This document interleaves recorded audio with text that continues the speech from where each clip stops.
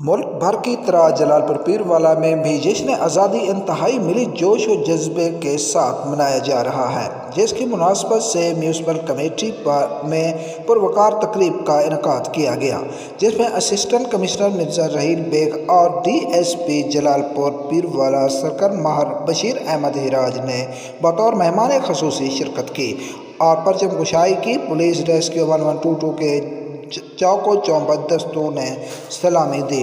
اس موقع پر پاکستان کی ترقی اور سلامتی کے لیے دعا بھی مانگی گئی۔